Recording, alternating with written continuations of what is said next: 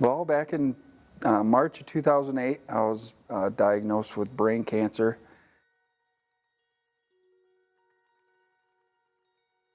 Just looking for ways to educate myself in leadership in the ministries, and God led me here to Grace Bible College.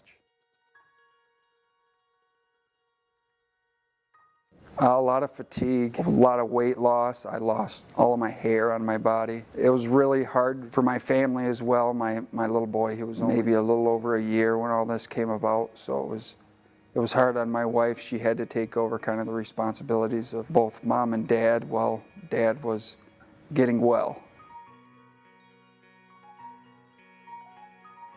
There's a lot of things in my life that I went through, not just the brain cancer, that has led me to Christ. The death of my brother a year before that, a good friend of mine passed away 3 months before my brother died, and you know, in those moments I had so many questions, and I didn't know who to turn to.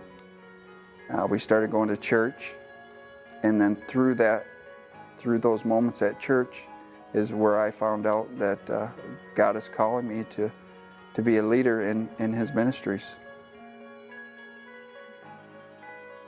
I was in the surgical waiting room probably an hour or two before my surgery. The pastor of the local church came in. You know, we said a little prayer, and in that moment, just a calming sense came over my body, you know, telling me that everything's going to be okay. Regardless of the outcome of the surgery, everything would be taken care of, and by the grace of God, I was lifted out of that disease. And after that, you know, I've kind of searched for more of a leadership role in His Word.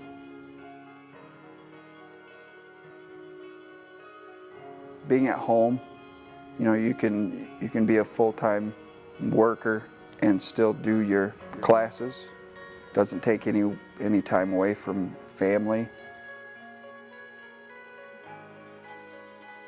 You're not only learning scriptural theology, but you're also learning cultural theology.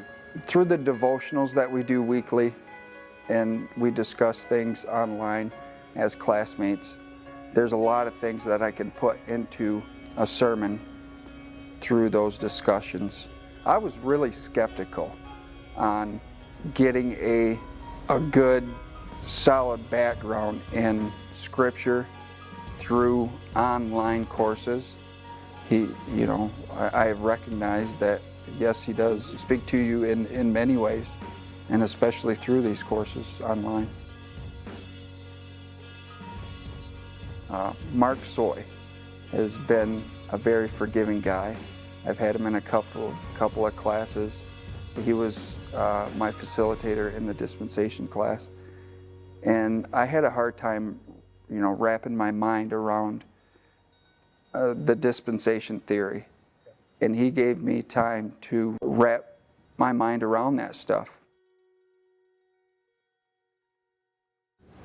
I'm doing this for my family. I'm doing this for my mom and dad. I'm doing this most of all for Christ, and for the least of all for myself.